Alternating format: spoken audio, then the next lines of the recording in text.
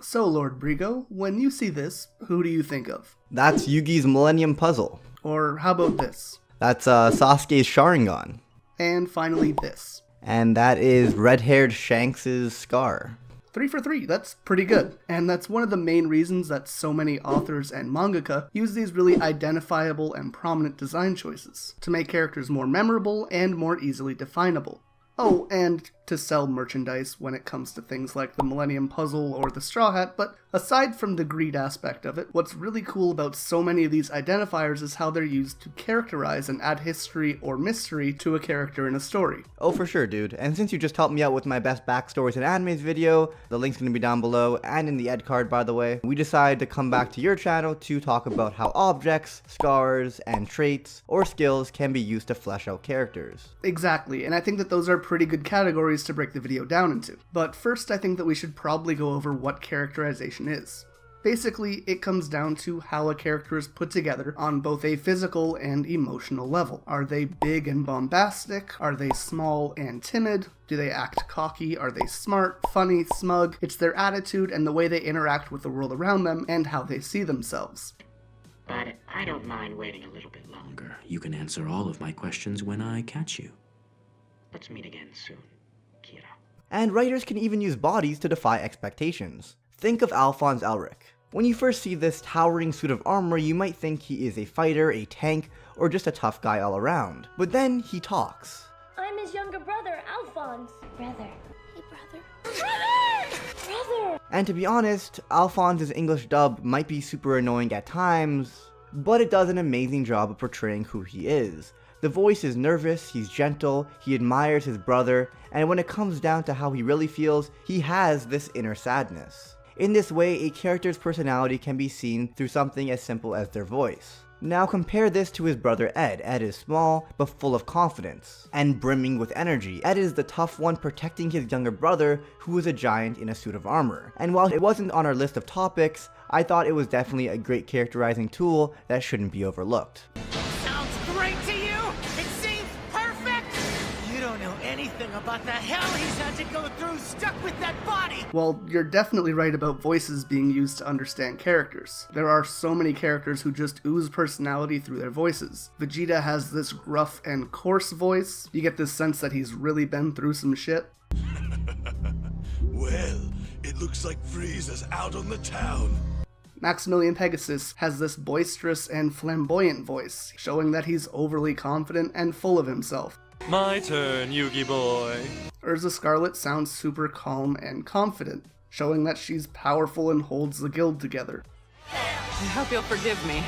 Dealing with them took a bit longer than I expected. Or even characters like Mayuri Kurotsuchi from Bleach, or Hyoin Hyoma from Steins Gate, giving off these perfect examples of what a mad scientist should sound like in different ways. Mayuri being this more creepy and intrusive voice,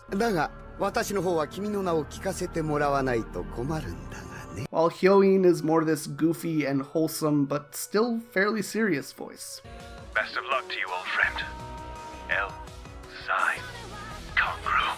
But back to the topic of the Elrics and Fullmetal Alchemist. I think it's this really great way to move into the main reason that I wanted to make this video, being scars. Now, scars can be used in so many different ways in anime, be it to show that someone's been through a big battle, to show that they're tough, or even to show that they're vulnerable. But regardless of what the core value of the scar is meant to show, they all start with a sense of mystery until we know the reason behind them. Putting a scar on a character is this fantastic way to build an audience's interest in them, because at most times, especially if it's a particularly unique scar, people are dying to know what caused it. Two examples that I'm basically going crazy waiting for the answers for are Tanjiro from Demon Slayer and Zoro from One Piece. Zoro comes back from the time skip with this big scar across his eye, and he's seemingly unable to open it. Well, so far anyways. Honestly, I'm pretty much waiting for him to bust out a Sharingan or something. But regardless, we have this character who comes back who's way stronger, and he now has this scar that we don't know anything about. And I am eating that shit up. And in the same way, we have Tanjiro, who starts the series with a big scar on his forehead. And we have no real information on it yet in the anime. It could end up being this very big backstory element, or it could end up being just nothing. And that's one of the beauties of putting a scar on a main protagonist. It can be used almost as a marker to single that character out. I know it isn't an anime, but we can take a look at Harry Potter, who had the same thing. You know he's the protagonist because he is marked in this way. Back to anime though. All Might has his stomach scar, Luffy has the scar under his eye, and Edward is missing an arm. When you see them, you start thinking, what could have hurt All Might like that? And later we find out it happened fighting All for One, which hypes him up as an insanely powerful villain. Why does Luffy have that scar? Well, he was trying to prove to Shanks that he was tough so he could go out to sea and become a great pirate. What happened to Ed's arm? He tried to bring his mom back to life, and the truth took his arm from him for breaking the laws of the world. All of this builds interest in the characters' backstories, and that allows viewers to grow more attached and empathetic. And that all comes together to make a really effective storytelling tool through adding inherent history to someone's body, rather than just through storytelling directly. So while scars might show a character's history, there are also natural traits of characters' bodies that can add to a character's origin or to mark them as special. Scars are able to tell you a story, while markers can tell you who's special. This section is going to be more about a wide net of traits that show who a character is. The example up top was the Sharingan. Of course, it's not a scar, but it is used to separate the Uchiha from everyone else in the story. Right off the bat, we knew that they were special because they could use it, and they ended up being some of the most powerful characters in the story. You could basically write off any character in Naruto that didn't have special eyes because they just didn't matter most times. You just knew they weren't going to make a lasting impact. And of course, this clan has a huge fan base, and a big draw for that is the Sharingan. This physical trait that shows that Sasuke, Itachi, Madara, Obito, and all the other Uchiha come from the same place. They're all connected, they have the same origin, and that makes them special. We can even take a look at Goku and his tail. It immediately shows us that he's unique. And because of that, when we see him becoming so powerful, it makes sense. It's not unrealistic because he clearly isn't human. So when he is competing against adults in tournaments, fighting the Red Ribbon Army, or wearing these insanely weighted clothes that others struggle to even pick up, all comes back to him being different. And that's why when we learn it took Roshi 50 years to learn the Kamehameha wave, and it took Goku a matter of seconds, we can chalk it up to him being something more than human. In these ways, scars can be used to add depth to a character, while markers can be used to add context. They can be used to characterize protagonists or even antagonists as people who have gone through something terrible, or as people who are unique and special in some way. Finally, we have the idea of objects being used for characterization. This is a great way to combine the idea of scarring and marking. However, it is much easier to give a positive connotation through an object than it is to give one from a scar. And the first example of this that I wanted to take a look at was the Millennium Puzzle. This was an ancient relic found by Solomon Moto. However, when he's unable to piece it back together, his grandson Yugi gives it a try. It takes him a bit of time, however Yugi is able to complete it, and the soul of an ancient pharaoh which was trapped inside becomes his alter ego. And this is used for several plot devices. 1, this ties Yugi to the spirit of the pharaoh and sets the basis for the plot of the series. 2, it shows Yugi to be great at puzzle solving, which in a world that revolves around card games where you're constantly outthinking your opponent is a pretty valuable skill. And 3, much like King Arthur pulling the sword from the stone, completing the Millennium Puzzle marks him as a chosen one. It marks him as curious, clever, and important, and even smarter than his grandfather, who is a world-renowned archaeologist. But most importantly, it ties him to a character who is essentially his foil, and it's one of the biggest pulls towards the series. In this way, the Millennium Puzzle not only demonstrates who Yugi is, but also starts him on a path for the rest of the story. And I know we just covered Zoro because of his scar, but his Wado Ichimonji is a very good example of this as well. Now, Zoro's Wado Ichimonji is used to tie him to the past. Remember, he said that it's easier to make stories less sad with an object, not a guarantee. So Zoro's Wado belonged to his childhood friend and rival, Kuina. They made a promise to each other that one of them would become the greatest swordsman in the world. When Kuina dies, spoilers for episode 19 of One Piece by the way, Zoro is given the sword, and for the rest of his life it acts as his prized possession, and acts as a physical reminder of his goal to become the best swordsman ever. Using objects for characterization is often a less subtle and more active way of building a story. However, they tend to be more effective in building connections between characters than scars or markers might. It ties Yugi to Atem, and Zoro to Kuina. Now, there is one character that perfectly shows every aspect of characterization we've discussed so far: red-haired Shanks. Shanks is a Yonko. And in the One Piece series, this means that he is one of the strongest pirates in the world. However, his main role in the story is acting as an inspiration to Luffy. So let's take a look at who he is and what he looks like to start things off. Now, first off, just based on the clothing and the way that he looks, Shanks and his crew kind of stand out from other pirates. While most have their own gimmick, Shanks is very much what the idea of a pirate looks like. He's following that tradition that Gold D. Roger set, looking like the ideal pirate. But as far as his personality, he's more or less a clown character.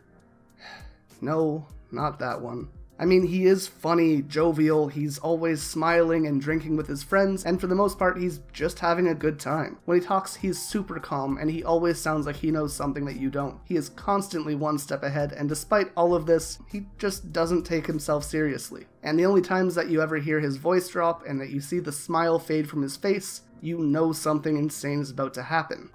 Would you risk your life? Now that you've drawn your pistol, are you willing to use it? I'm saying that guns aren't for threats, they're for actions. Whether I'm sprayed with alcohol or doused with food.